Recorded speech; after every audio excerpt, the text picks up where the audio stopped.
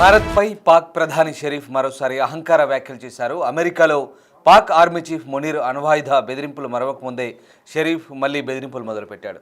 సింధు జలాల గురించి భారత్పై తీవ్ర వ్యాఖ్యలు చేశారు. సింధు జలాలను నిలిపేస్తే ఊరుకోబోమంటూ భారత్కు షెహబాజ్ షరీఫ్ వార్నింగ్ ఇచ్చారు. ప్రతీకారం తీర్చుకుంటామని, భారత్కు తగిన గుణపాఠం చెప్తామని ఇస్లామాబాద్లో ప్రతిజ్ఞ చేశారు షరీఫ్. ఇక గడిచిన 48 గంటల్లోనే 4సారి బెదిరింపులకు దిగింది పాకిస్తాన్. అంతకుముందు సింధు జలాలపై భారత్ ఆనకట్ట నిర్మిస్తే కూల్చివేస్తామంటూ అసీం మునీర్ దురుసు వ్యాఖ్యలు చేశారు. పహల్గామ్ దాడి తర్వాత సింధు జలాలను భారత్ నిలిపేసింది. అప్పటి నుంచి కూడా పాకిస్తాన్లో తీవ్ర నీటి కొరత కొనసాగుతుంది. దీంతో బెదిరింపులకు దిగుతోంది పాకిస్తాన్ ప్రభుత్వం, పాకిస్తాన్ పాలకులు. మరొకసారి పాకిస్తాన్ ప్రధాని షెహబాజ్ షరీఫ్ బెదిరింపులకు దిగారు. మొన్న పాకిస్తాన్ ఆర్మీ చీఫ్ అసీం మునీర్ బెదిరింపులకు దిగిన సంగతి తెలిసిందే. అమెరికా పర్యటనలో ఉన్న అసీం మునీర్ ఒకసారిగా భారత్పై అవసరమైతే అణ్వాయుధతో దాడి చేస్తామన్నారు. ఇక తమతో పాటు సగం ప్రపంచాన్ని కూడా తీసుకెళ్తామంటూ చెప్పిన వ్యాఖ్యలు, అహంకారపూరిత వ్యాఖ్యలతో మళ్ళీ ఇటు షెహబాజ్ షరీఫ్ కూడా ఏకీభవించినట్టుగా అనిపిస్తుంది. అవసరమైతే అణ్వాయుధ యుద్ధానికి కూడా తాము సిద్ధమంటూ ప్రకటించాడు. భారత్పై యుద్ధాన్ని రేకెత్తిస్తున్న పరిస్థితి కనబడుతుంది. ఇస్లామాబాద్, న్యూఢిల్లీ ఈ విషయంలో ఒకసారిగా మళ్ళీ పరిస్థితులు వేడెక్కిన సందర్భం కనబడుతోంది. సింధు జలాల ఒప్పందానికి సంబంధించి భారత్ ఖచ్చితంగా మళ్ళీ దిగి రావాల్సిందంటూ పాకిస్తాన్ డిమాండ్ చేస్తున్న పరిస్థితి కనబడుతుంది. భారతదేశం నుంచి పాకిస్తాన్ నీటిని కాపాడుతానంటూ పాకిస్తాన్ ప్రధానమంత్రి షెహబాజ్ షరీఫ్ ఈసారి ఏకంగా ప్రతిజ్ఞ చేస్తున్నారు ఇస్లామాబాద్లో. ఇక ఈ విషయంలో తీవ్రమైన పరిణామాలు ఉంటాయంటూ కూడా భారత్ని హెచ్చరిస్తున్న పరిస్థితి కనబడుతుంది. ఇక ఒక్క చుక్క నీటిని కూడా వదులుకోమంటూ పాకిస్తాన్ ప్రధాని షెహబాజ్ షరీఫ్ చేస్తున్న వ్యాఖ్యలు మరొకసారి ఉద్రిక్తతను రెచ్చగొట్టేలా కనబడుతున్నాయి.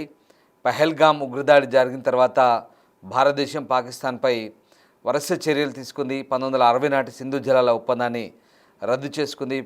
అలాగే అక్కడి పౌరులకు వీసాలు కూడా రద్దు చేసిన పరిస్థితి కనబడుతోంది. ఇక దీంతో ఒకసారిగా పాకిస్తాన్ సీమాంతర ఉగ్రవాదన ఆపేసే వరకు కూడా సింధు జలాల ఒప్పందం నిలుపుదలలో ఉంటుందంటూ భారతదేశం ప్రకటించింది. అయితే నీటిని ఆపడానికి ఏదైనా జోక్యం చేసుకుంటే యుద్ధ చర్యగా పరిగణించబడుతుందంటూ పాకిస్తాన్ పదే పదే హెచ్చరిస్తోంది. ఇక పాకిస్తాన్లో ఒక్క చుక్కను కూడా లాక్కోలేరని గుర్తించుకోండి అంటూ ఇస్లామాబాద్లో జరిగిన ఓ కార్యక్రమంలో ప్రధానమంత్రి షరీఫ్ భారత్ని హెచ్చరించారు. మా నీటిని నిలుపుకుంటామని మీరు బెదిరిస్తే తీవ్ర పరిణామాలు ఉంటాయంటూ ఆయన భారతదేశాన్ని హెచ్చరించారు. భారతదేశం అలాంటి చర్యకు ప్రయత్నిస్తే మీకు మళ్ళీ గుణపాఠం నేర్పుతారు, మీరు మీ చెవుల్ని పట్టుకొని ఉండాల్సి వస్తుందంటూ ఆయన హెచ్చరించిన పరిస్థితి కనబడుతుంది. ఒక్కరోజు ముందు మాజీ విదేశాంగ మంత్రి Bilawal Bhutto Zardari Indus water treaty సస్పెన్షన్ను సింధు లోయ నాగరికతపై దాడిగా అభివర్ణించిన విషయం మనకు తెలిసింది. దాని తర్వాత వరుసగా పాకిస్తాన్ పాలకులు ఇలాంటి స్టేట్మెంట్ ఇస్తున్నారు. సో న్యూఢిల్లీ బలవంతంగా యుద్ధంలోకి నెట్టిన తమ దేశం వెనక్కి తగ్గదంటూ మాజీ విదేశాంగ మంత్రి బిలావల్ భుట్టో వ్యాఖ్యానించిన అటు అసీం మునీర్ అమెరికాలో చేసిన వ్యాఖ్యలు, తర్వాత బిలావల్ భుట్టో, తర్వాత షెహబాజ్ షరీఫ్, వరుసగా వీళ్ళంతా పాకిస్తాన్ పాలకులు, పాకిస్తాన్ నాయకులు భారత్పై విషం చిమ్ముతున్నారు. అంతకుముందు ఫ్లోరిడాలోని టంపాలో పాకిస్తానీ ప్రవాసులను ఉద్దేశించి ఆర్మీ చీఫ్ అసీం మునీర్ చేసిన వ్యాఖ్యలు ఒకసారిగా రెచ్చగొట్టేలా తయారయ్యాయి. పాకిస్తాన్కు నీటి ప్రవాహాన్ని నిలిపివేస్తే ఇస్లామాబాద్ ఏ ఆనకట్టనైనా నాశనం చేస్తుందంటూ ఆయన మాట్లాడారు. భారతదేశం ఆనకట్ట నిర్మించే వరకు తాము వేచి ఉంటామని, అలా చేసినప్పుడు దాన్ని మిసైల్స్తో ఆనకట్టలను పేల్చివేస్తామంటూ అసీం మునీర్ చేసిన వ్యాఖ్యలు ఇప్పటికే తీవ్ర స్థాయిలో ఉద్రిక్తతను రెచ్చగొట్టే విధంగా ఉన్నాయంటూ భారతదేశం కూడా ఖండించింది. భారత విదేశాంగ శాఖ కూడా దానికి ఖండిస్తూ స్టేట్మెంట్ రిలీజ్ చేసింది. దీంతో మరోవైపు ఇటు పాకిస్తాన్ ప్రధాని షరీఫ్ కూడా ఆ వ్యాఖ్యలను సమర్థిస్తున్నట్లుగా అణ్వాయుధానికి వాడతామని, అవసరమైతే యుద్ధానికి సిద్ధంగా ఉన్నామంటూ చెప్తున్న వ్యాఖ్యలు ఇప్పుడు మరింత తీవ్ర దుమారాన్ని రేపుతున్నాయి.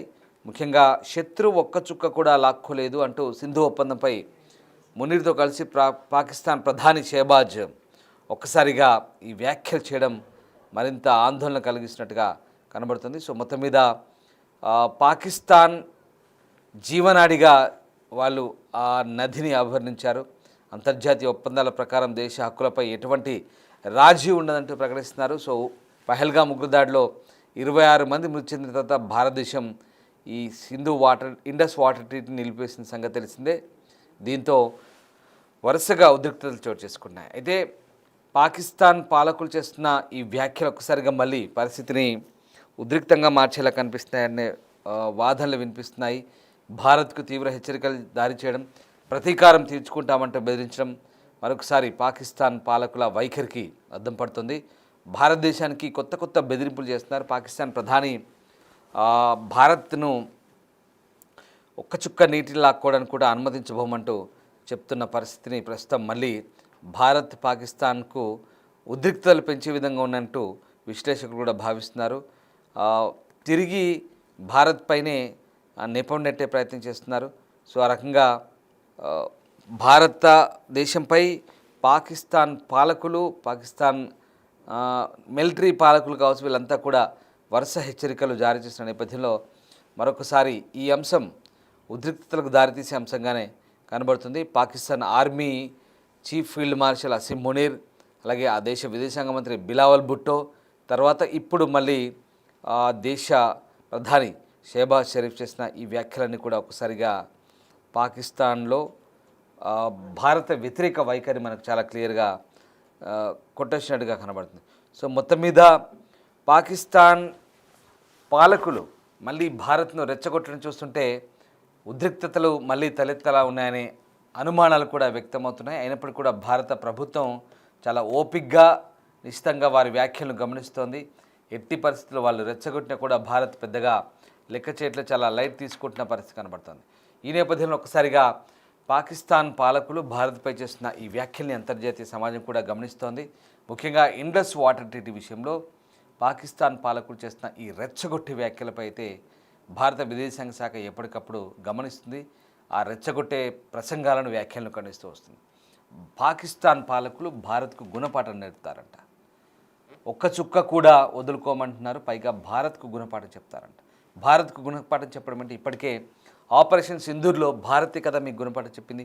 ఆ గుణపాఠం నేర్చుకున్నాక కూడా ఇంకా బుద్ధి రావట్లేదు.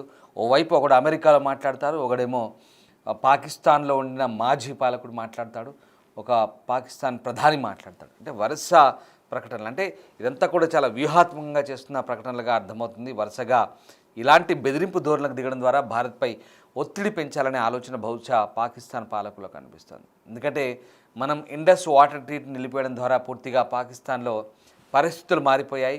వాతావరణం అంతా కూడా పూర్తిగా నీళ్లు దొరక్క పూర్తిగా ఇబ్బందులు పాలవుతున్న పరిస్థితి. భారీ వర్షాలు కురిసినప్పటికీ ఆ వర్షాల నీళ్ళంతా కూడా వరదల రూపంలో కొట్టుకుపోతున్నాయి. కానీ నీటిని నిల్వ చేసుకునే సామర్థ్యం లేదు, ఆ తెలివితేటలు పాకిస్తాన్ ప్రభుత్వానికి లేవు.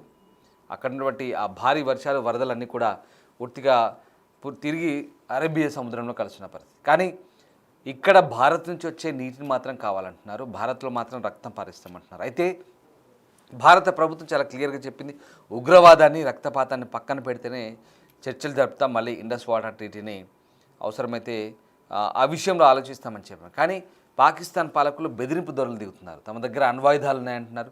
పైగా భారత్కు గుణపాఠం చెప్తాం, భారత పాలకులు లేదా భారత ప్రజల చెవులు పట్టుకోవాలంట. వీళ్ళు గుణపాఠాలు చెప్తారంట భారత్కి. ఇంకా సిగ్గులేని ఇలాంటి సిగ్గుమాలిన వ్యాఖ్యలతో పాకిస్తాన్ పాలకులు చేస్తున్న ఈ బెదిరింపు ధోరణి అంతర్జాతీయ సమాజం కూడా గమనిస్తుంది. బట్ భారత్ మాత్రం చాలా ఓవైపు కన్నేసి ఉంచుతూనే ఈ బెదిరింపులకు, ఈ తాటాకు చెప్పులకు ఎక్కడ భయపడబోమంటూ ఖండిస్తున్న పరిస్థితి చూడాలి. పాకిస్తాన్ పాలకులు వరుస బెదిరింపుల్ని భారత్ పట్టించుకుంటుందా, ఏ రకమైనటువంటి పరిస్థితులకు దారితీస్తుందని మాత్రం వేచి చూడాల్సిందే.